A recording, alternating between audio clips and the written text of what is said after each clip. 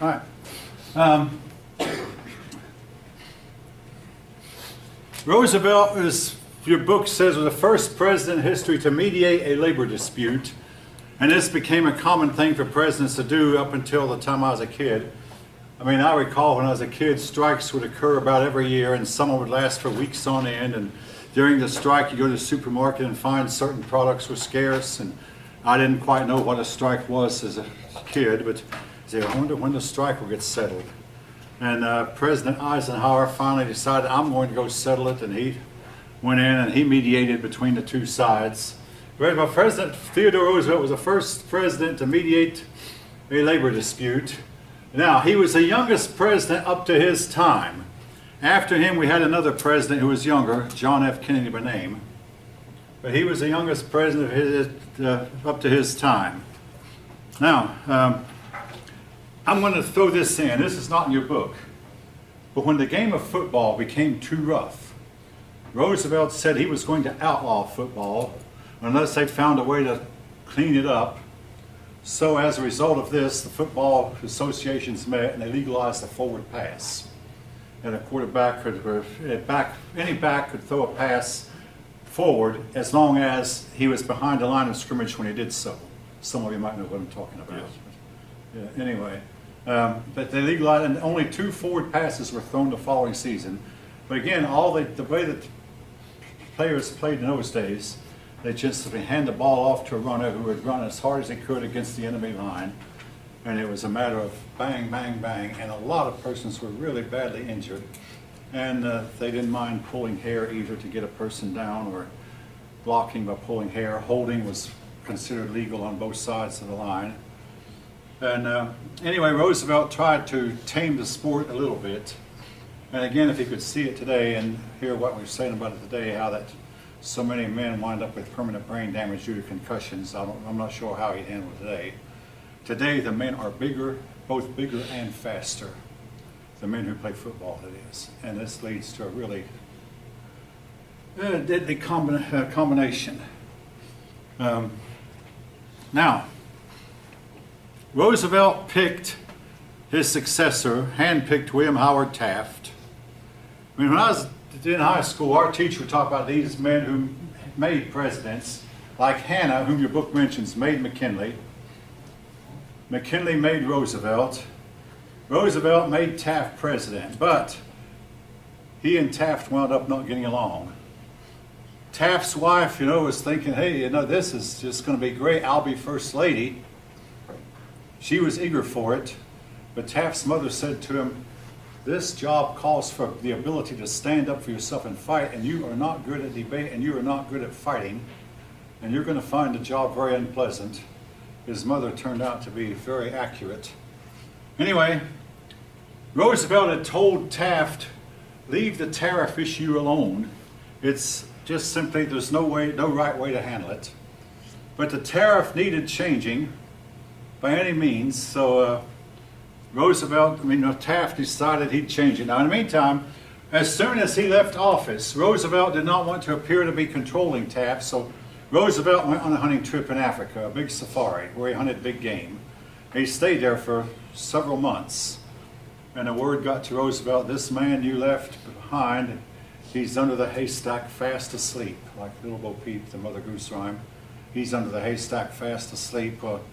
Anyway, Taft decided to tackle the tariff issue, so he sent a tariff measure to the Congress, and the Congress had amended it and amended it and amended it, and the tariff that came back to him was nothing at all like what Taft wanted. By all accounts, Taft should have vetoed it and said, no, this is not what I asked for, this is not what I want, until you give me something more acceptable, I'm not going to sign it. He should have vetoed it. As it was, he signed it, and he called it the best tariff ever in history, when actually it was the worst. I remember my high school teacher saying, you shouldn't take something that's the worst and call it the best. But he called his tariff the best tariff in all of history. It wasn't. Eventually, Roosevelt heard of all the bad stuff that was going on with Taft. Now, I want to say this in Taft's favor. Taft prosecuted more trusts than Roosevelt did, but he oftentimes is not given credit for it, and Taft did not get the name of trustbuster, but this is one thing he did. He broke up more trusts than his predecessor. But finally Roosevelt came back from his safari, and when he came back, it's like the Republicans welcomed open arms. Hey, please take over the presidency again, become president again. Roosevelt had announced he never would, but he wound up doing so anyway. Well, the Republican Party met in their convention and nominated Taft. Roosevelt was very upset. He accused Taft of having stolen the nomination, but then again, what Taft did was nothing more wicked than what anyone else had done. I mean, anyone who could have would have. In the case of Roosevelt, he'd also said he would never again run for president. So Taft used that as justification. Well, basically, here's what Taft did. He only seated Taft delegates. Oh, he had a few old line Roosevelt men in here and there occasionally, but mostly he controlled who's seated, which delegates were seated, which ones weren't. Now today, of course, this can't be done. No candidate can do that. But in Taft's day, just like Roosevelt before him, he decided who was seated and who wasn't. A few good men who had been loyal to the party a long time, who he knew were Roosevelt men, yeah, let them come in. But the rest of the men who he seated were Taft men. So basically, he only seated mostly his own people. He got the nomination. Roosevelt decided he would form his own party, so Roosevelt formed a party called the Bull Moose Party, which only ran one candidate at one time. The two men, Roosevelt and Taft, exchanged a whole lot of bitter words during the nomination, but this enabled the Democrats to win for only the second time since James Buchanan. The Democrats put up Woodrow Wilson.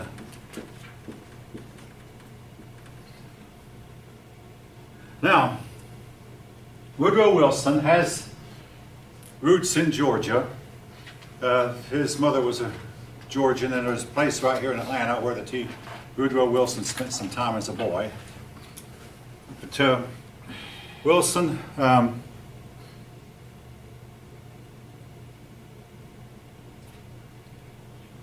I'm trying to think where he was born. I think he might have been born in Virginia, but grew up in Georgia. Whatever, he spent a lot of his boyhood in Georgia. Now, this is something that's not in a book, but we had a teacher come from Miami University, a student teacher, and she said something about Wilson I'll never forget. Woodrow Wilson was the son of a preacher, but young Woodrow Wilson would never, as a boy, nothing he could do was good enough. His father was always criticizing him, finding fault with him, and Woodrow Wilson then grew up with in what they then called an inferiority complex. Today we call it low self-image, low self-esteem. But he never felt like he was quite good enough and never felt like his accomplishments were enough. Now, people who do that, they can become two things. A lot of them, people who grew up that way become two things. Sometimes become utterly flops and failures. Sometimes become very high achievers. In Wilson's case, he became a high achiever. But he always felt inferior. But he liked to stand in front of a crowd. He liked giving speeches because it gave him a sense of empowerment he otherwise wouldn't have. And he enjoyed the feeling of success because, again, it gave him a sense of empowerment that he otherwise wouldn't have. So, but he always had this image that he'd gotten from his father, that he was not quite good enough and did not quite measure up. Now, of course, he never became a preacher, but he developed his father's Christianity, and he was a very strong, devout Christian for most of his life. He was also an evolutionist. Roosevelt before him had been a mixture of, now I had to say, how can a person believe in evolution and be a Christian both? A lot of persons claim you can. I'll go along with the side that you really cannot. Now Wilson was to make a whole lot of mistakes, which we'll be talking about in the next couple of chapters. Anyway, well, one of his biggest mistakes affected my generation. When he was in France, a young Vietnamese bellboy came up to him begging him to help Vietnam escape from the clutches of France, who had taken over Vietnam. Wilson wouldn't even talk to him. He's too far beneath me. This young Vietnamese bellboy turned out later to be Ho Chi Minh, who led North Vietnam against the United States and led to the United States' one and only defeat in a war. Really? Wow. That's In other words, if Wilson would have talked to the man, and convinced the man that he was in sympathy with him. Wilson was not. He's been in sympathy with him. Wouldn't talk to him. So Ho Chi Minh then went to the Russians, went to Moscow basically, and got his sympathy from there. Wilson also looked down on the worker. Just, these workers are dumb, ignorant idiots. Just give them a whole lot of hard work to keep their minds off of their minds, and they'll be okay. That was his attitude. Again, I believe I've been going to be having more to say about Wilson. But he'd become president of Princeton University. Now, folk, I keep talking about teachers. I had a fourth grade teacher said, see, this is what you can do if you put your mind to it. Don't think so. Not every one of you can become president of an Ivy League school. But he became president of Princeton. From there, he moved up to becoming governor of New Jersey. As president of Princeton, he got the teachers angry at him because he was calling for reform constantly. As governor of New Jersey, he called for reform and got the people, at least the party boss of New Jersey, angry at him. So they finally decided, well, we get rid of him, promoting him to be president. They felt like, and this was the same mistake that the people made who put Napoleon forward and who put Hitler forward and put Wilson forward. They believed we can get him in office, then we can control him. Instead, they got him in office and he was his own boss. He refused to be told what to do by his party bosses. Well, in the election of 1912, like I said, the Republicans split their vote. Wilson only got 40% of the vote. The Republican got 60% of the vote, but the vote was split between Taft and Roosevelt. So the vote was split. And Wilson, then with only 40% of the vote, got an electoral landslide. Became president in 1913. Elected in November 1912, became president in 1913. Well, one of his first acts, he got a new tariff passed called the Underwood Tariff, which lowered tariff rates.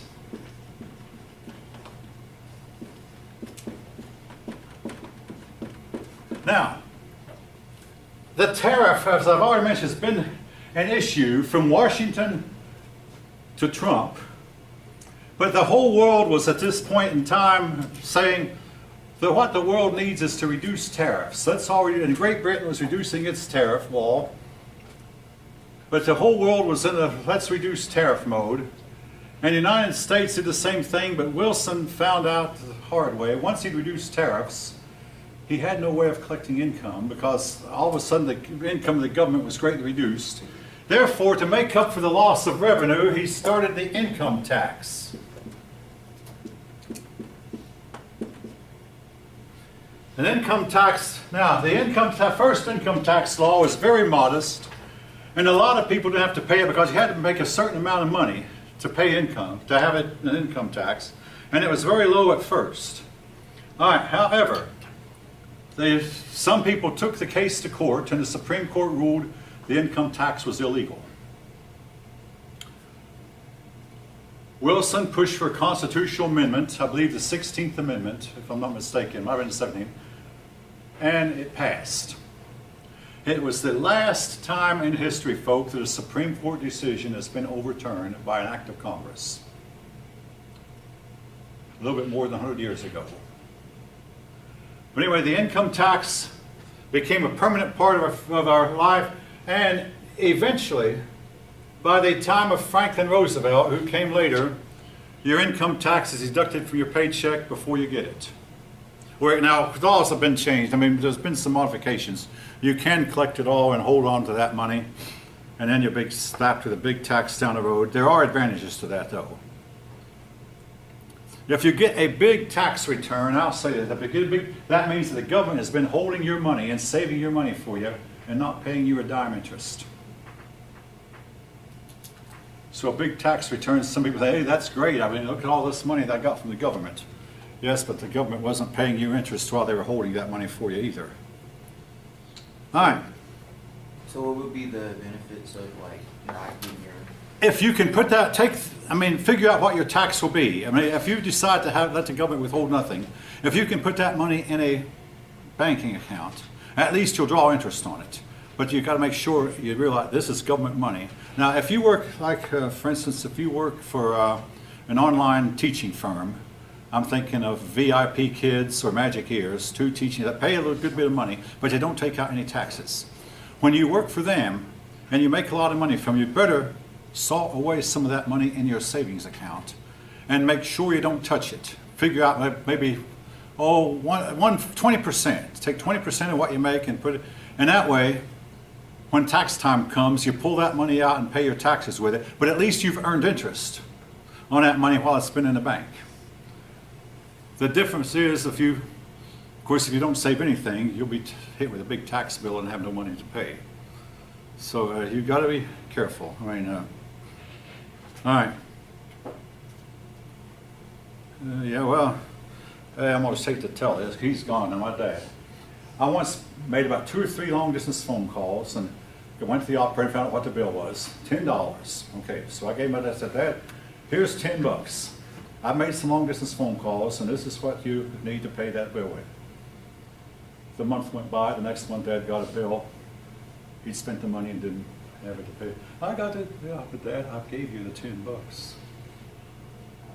He paid it, of course, eventually, but I mean, I knew I'd paid it, given it to him, which he should have stored away until he got the bill. But, all right.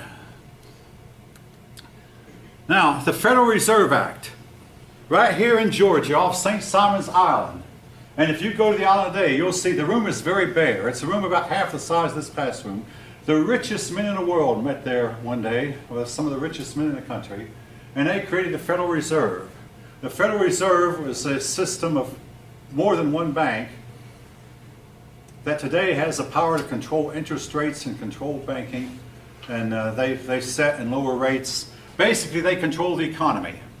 When the economy seems to be running away too fast, prospering too much, they raise interest rates to lower the. We might say, what's wrong with the economy moving up too fast? It will come down real quickly if you don't. So basically, they control the rates. Federal Reserve, and they issue money. Folk, the Constitution says that Congress shall have the power to coin money and regulate the value thereof, but they thought, no, that's too clumsy, and we want to have a government agency do it. So the Federal Reserve was set up.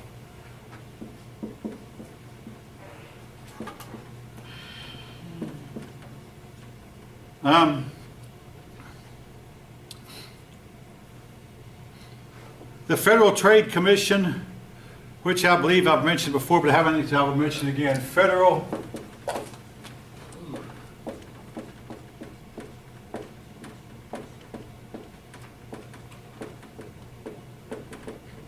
FTC. In other words, Woodrow Wilson was a reformer.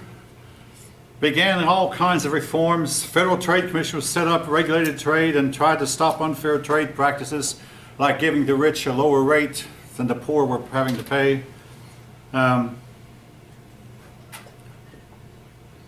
and during this time, there was a woman came forward, Margaret Sanger by name.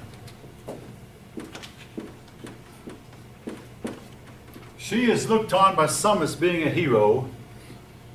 She advocated birth control, particularly birth control among the poor. Now, her logic was, and again, she was using Darwin, that the poor people are poor because they're less intelligent, they're less desirable, and therefore we must encourage them to not have so many babies, while at the same time encouraging the rich to have more. That she believed that by so doing, she would enhance the human race and make the human race more intelligent and better. She also set up the practice of eugenics. And among other things, this did was not allowing the unfit to reproduce. Now, folk, as recently as when I was younger than you are, there were some people who'd go to a doctor and unknown to them, they were sterilized. If the doctors thought they had too low of an IQ. Now, this practice supposedly does not go on, but eugenics was also used as a means to curb the black population. I mean, I'm going to tell the way I've heard it. Now, if any of you know better or know differently, your input is welcome. But again, all this came about through Margaret Sanger. She was arrested. For a while, she fled to Europe, but then her ideas became popular amongst certain segments, so she came back to this country. All right, I had a student do a paper on Margaret Sanger one time. A young woman, she said that Margaret Sanger's mother had 11 children, of which Margaret Sanger's mother ruined her health by carrying all these children. I said, well, what if Margaret Sanger's mother had practiced birth control, and what if Margaret Sanger had been born? This woman had no answer to that. She said, well, I can write on some of us. No, yeah, I want you to write on what you feel, but I just have to ask you this. What if Margaret Sanger's mother had either aborted her or had never allowed her to be born? Yes. Quick question. What does our paper have to be about again? What's that? What does our paper have to be about again? What does? What do we have to write about our paper? Oh, it's on the syllabus. No, it's on the instructions on the syllabus, and there's a sample. I have 8 questions, but you're allowed to make up 2 of them yourself if you want to, in place of the ones I have. All right, so much for Margaret Sanger. Now, your book goes on to say that mostly the progressive movement was for white men only. Woodrow Wilson, among his other faults, was a strong racist and a very strong sexist by today's standards. At first, he did not want to give women the right to vote, but he changed his mind because he realized in 1916 he was running a very, very close election. The Republican Party was united again. And he felt like he had to win this election. So he ran on a campaign that included giving women the right to vote. But he was against it at first, but he changed his mind later. Now, under him, Wilson was a Southerner. The South became more segregated than ever. There's a Supreme Court case, Plessy versus Ferguson. Some of you know about it. Said that the Southerners could put up separate facilities for white and black as long as the facilities were equal. Separate but equal. All of us know the facilities for the blacks were never equal to the ones for the whites. Now, Plessy versus Ferguson was overturned in 1954 by Brown versus Board of Education. But in the meantime, the Southerners the whites and blacks rode in separate cars on a train. On the buses, the blacks sat in the back of the bus and the whites in the front of the bus. Toilet facilities separate for blacks and whites, and et cetera, et cetera. The white and black became more and more until the South schools. Now, one thing about schools. Schools were separated for black and white, but today Southern schools are more segregated than they were before, but it's by choice, not by mandate. Southern blacks have chosen to set up their own schools. Again, if any of you know differently, your input is welcome. A race riot occurred in Atlanta in 1906. Up to 250 blacks were likely that many were killed by whites during the rioting. A man named Booker T. Washington, and I'm going to have to close. Tuskegee. Huh? The Tuskegee University. Let's see. I'll tell you something now about the race riot. I did not know that it happened. I grew up in the north, but then I came south, and my wife's mother, she was not born then, but she heard about it from her parents. So it's pretty severe rioting. But anyway, Booker.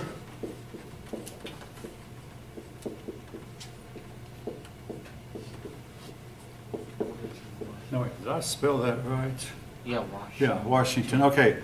He urged the blacks to use restraint, but W.E.B. Du Bois urged violence to achieve racial equality. And eventually the war was on. Now, during Wilson's term in office, the NAACP was founded, which still exists. National Association for the Advancement of Colored People still exists. It is there to try to promote the cause of the colored people. Well, in those days, they were called colors. They're not African Americans and not black, but sometimes referred to as colored people. All right. On the subject, I must mention this. Oh yes, Booker T. Washington was the first black to sit down in a long time, to sit down and have lunch with a president of the United States. Washington had lunch with President Theodore Roosevelt. But then again, when another racial incident occurred, Roosevelt proved that he was also a racist. President Theodore Roosevelt. Again, a racist by today's 2019 standards. At the time, he wasn't looked on as being such. Now, I want to say this about Washington, then I will close.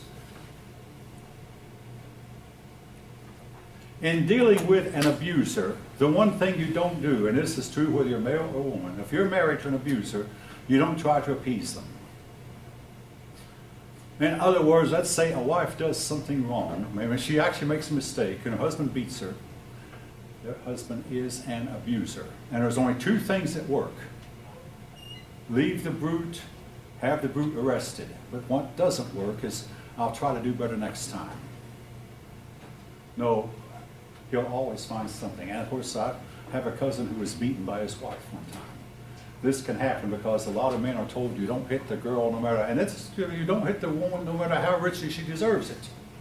That's true. So a lot of men are taking advantage of his way, and this cousin of mine was beaten by his wife. And then she felt really badly about it, and they reconciled, and they're still together to this day. That's been more than 20 years ago this happened, but it does happen. But again, when you're dealing with an abuser, most of the time, the only thing that works, leave. And again, Booker T. Washington advocated trying to elevate ourselves, bring ourselves, and once we get ourselves to a certain level, the white man will respect us. Now hear this from a white man, no he wouldn't. Anyone? You've been quieter than usual. I mean, I'm not saying, and folk, if you think I enjoy something, I was telling one of your classmates, was like, sometimes I find myself shaking in my shoes about what I feel like I have to say up here, because some of the stuff I say I know is offensive, and some of the stuff I say I know is not it's not politically correct and not the norm. But there was a poll recently where they found out a surprising 52% of Americans disagree with political correctness.